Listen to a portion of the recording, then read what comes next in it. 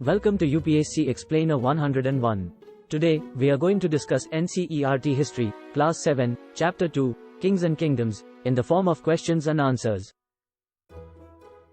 Discuss the emergence and significance of Samantas in the Indian political landscape between the 7th and 12th centuries. Answer. Introduction. By the 7th century, big landlords and warrior chiefs began to shape the Indian political scene.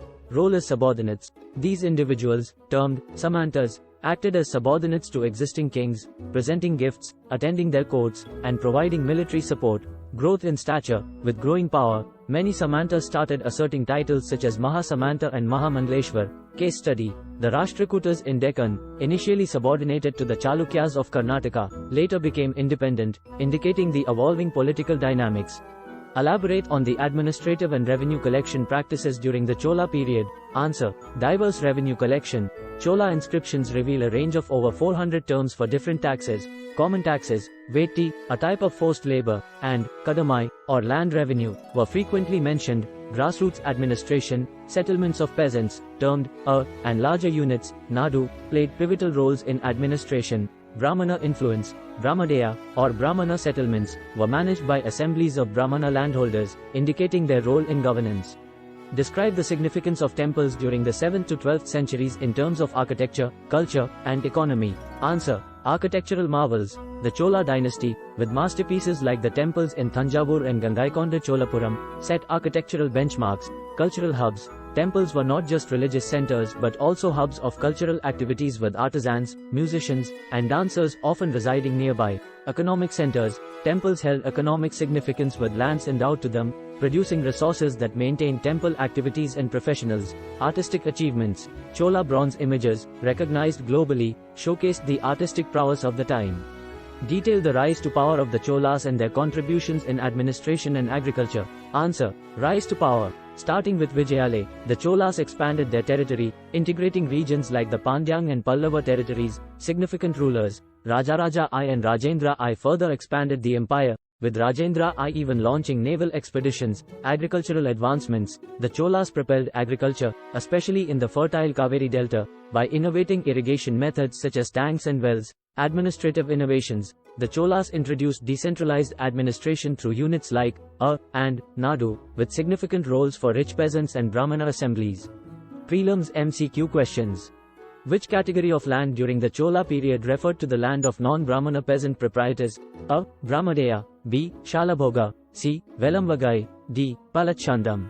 Answer. C. Velamvagai. Which type of land was designated for the maintenance of a school during the Chola period? A. Devadana. B. Shalabhoga. C. Palachandam. D. Tirunamatukani. Answer. B. Shalabhoga. During the Chola period, which category of land referred to those gifted to temples? A. Brahmadeya. B. Tirunamatukani. C. Devadana. D. Velamvagai. Answer. C. Devadana. Which type of land during the Chola dynasty was typically donated to Jaina institutions? A. Velamvagai. B. Shalabhoga. C. Tirunamatukani. D. Palachandam. Answer. D. Palachandam. In Chola inscriptions, which term referred to the land revenue? A. Vetti. B. Kadamai. C. Brahmadeya. D. Tirunamatukani. Answer. B. Kadamai. Which of the following was not a type of land mentioned in Chola inscriptions? A. Velamvagai. B. Tirunamatukani. C. Brahmadeya. D. Pratihara. Answer. D. Pratihara. Which Chola ruler is known for launching naval expeditions and further expanding the empire? A. Vijayalaya. B. Rajaraja I. C. Rajendra I. D. Aditya I. Answer. C. Rajendra I. What is the significance of the hiranya-garbha ritual? A. It marked the beginning of a king's reign. B. It resulted in the rebirth of the sacrificer as a kshatriya. C. It was a ritual to celebrate victory in war. D. It was a harvest festival. Answer. B. It resulted in the rebirth of the sacrificer as a kshatriya. The tripartite struggle, for the control of which city involved the Gurjara Pratihara, Rashtrakuta, and Pala dynasties? A. Delhi. B. Thanjavur. C. Kanauj. D. Mathura. Answer. C. Kanauj. Which two locations are associated with the architectural marvels of the Chola dynasty? A. Madurai and Kanchipuram. B. Hampi and Badami. C. Thanjavur and Gangaikonda Cholapuram. D. Agra and Delhi. Answer. C. Thanjavur and Gangaikonda Cholapuram. For what are the Chola bronze images renowned? A. Depicting everyday life. B. Their use in warfare. C. Their global recognition for artistry. D. Their use in agricultural practices. Answer. C. Their global recognition for artistry. Which ritual was believed to lead to the rebirth of an individual as a Kshatriya, even if not one by birth? A. Yajna. B. Upnayan. C. Hiranya-garbha. D. Pravargya.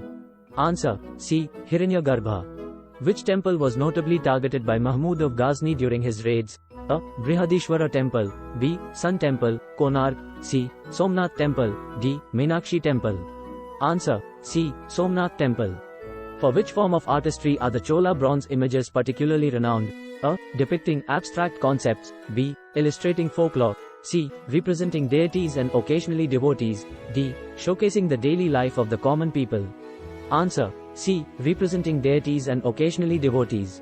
Where did Mahmud of Ghazni use much of the wealth he acquired from his raids? A. To build a wall to protect his kingdom. B. To establish a trade route to Central Asia. C. To create a splendid capital city at Ghazni. D. To commission works of art and literature. Answer. C. To create a splendid capital city at Ghazni. Which of the following were administrative units during the Chola period? A. Nadu and Brahmadeya. B. Vetti, Kadamai and Brahmadeya. C. Vetti and Kadamai. D. Nadu, Vetti and Brahmadeya. Answer. A. Nadu and Brahmadeya. Considering the administrative practices of the Chola period, which statement is not true? A. Vetti was a type of forced labor tax. B. Brahmadeya referred to settlements of non-Brahmana peasant proprietors. C. The Chola inscriptions mentioned over 400 terms for different taxes. D. And Nadu were administrative units during the Chola period.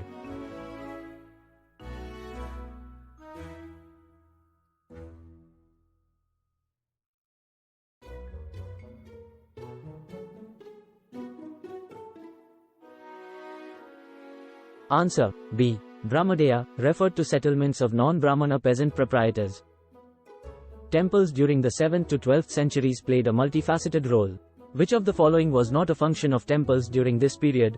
A. Acting as military forts for regional defense. B. Serving as centers of cultural activities with artisans, musicians, and dancers. C. Being hubs of economic activity with lands endowed to them. D. Setting architectural standards with structures like those in Thanjavur.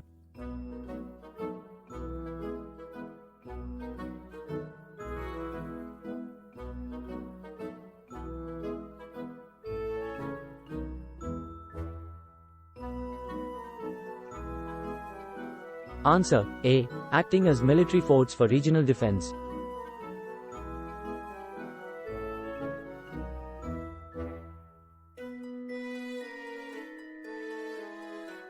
Which dynasty were the Rashtrakutas initially subordinated to?